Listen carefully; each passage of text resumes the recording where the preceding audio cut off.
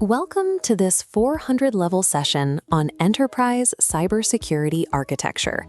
To understand the modern enterprise network, think of it as an environment in the deep ocean.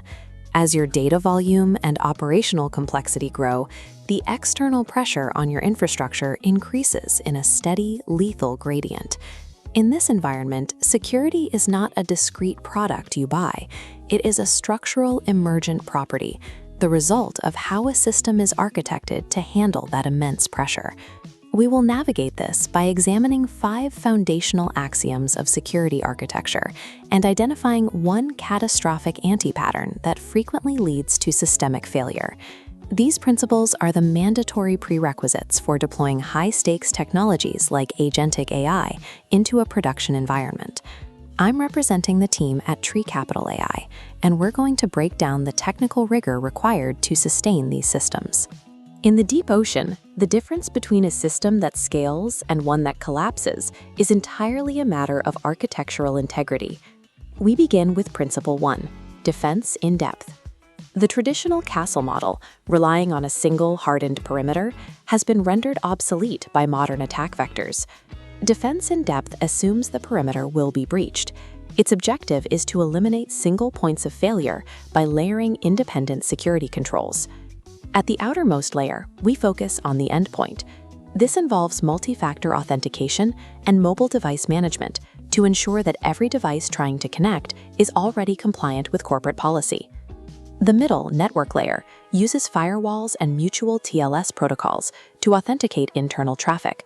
By requiring every service to prove its identity to every other service, we prevent an attacker from moving laterally through the system.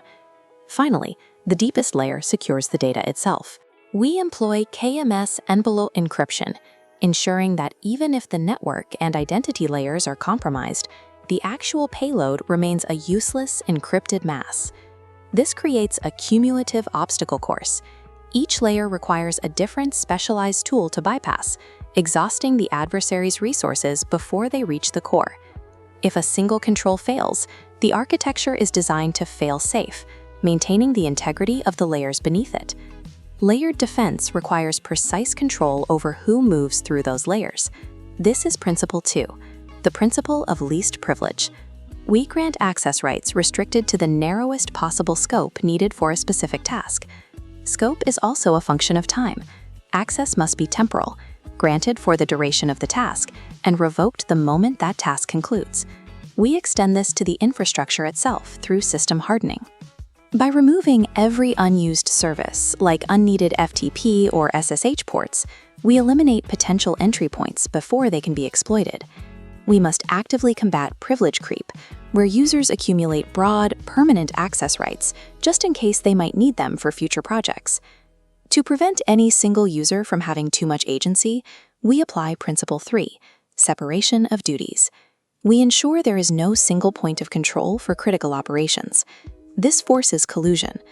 To compromise a system with separated duties, an adversary must simultaneously subvert 2 or more independent actors. These 2 principles turn a potentially chaotic network into a highly restricted, audited environment, where every action is justified and scoped. Structural integrity depends on how the system was originally forged. Principle 4, Secure by Design. Security cannot be a bolt-on added during the final deployment phase. It must be integrated into the requirements, the design of the logic, and the actual coding of the software.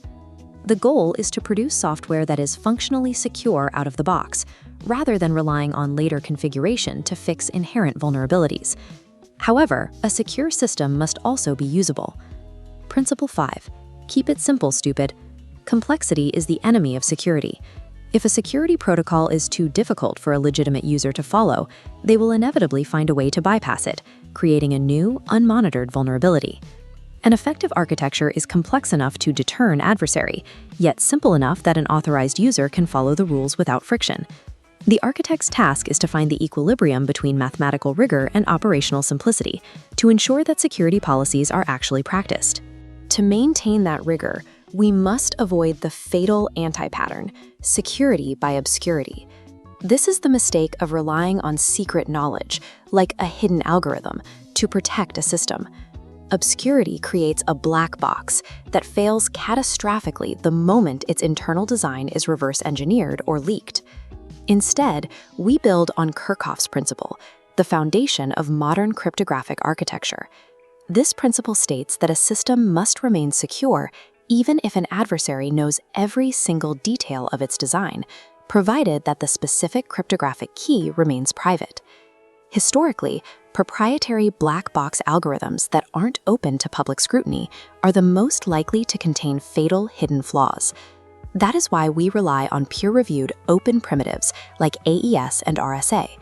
The math is public and tested, but the data stays locked behind the private key. This is glass box security, architecture that is open, observable, and mathematically verifiable. True enterprise trust is built on this type of transparency, where the strength of the system is proven, not hidden. We can now move from theoretical deep-sea metaphors to the actual engineering of enterprise AI. To deploy a large language model within an enterprise, we must synthesize all 5 of these axioms into a single cohesive infrastructure. This is the structural requirement for sovereign AI. This blueprint shows the NVEN VPC isolated architecture, a zero-exposure environment where traffic routes through private endpoints, never touching the public internet. By utilizing mutual TLS and managed identities, we apply defense in depth and secure by design. Because this environment is structurally isolated, organizations in finance and defense can finally leverage LLMs without risking data exfiltration. Maintaining sovereignty requires a governance layer mirroring our core axioms. Least privilege and separation of duties are hard-coded through role-based access controls and worm storage, ensuring every decision made by an AI agent is restricted, authorized, and permanently logged. We apply the KISS principle by utilizing managed identities, which eliminates the need for humans to handle and potentially lose long-lived service keys. This architectural rigor directly addresses the trust gap that has historically prevented enterprises from moving AI projects into production. By architecting the abyss with these first principles, we replace the variables of the deep ocean with the structural certainty.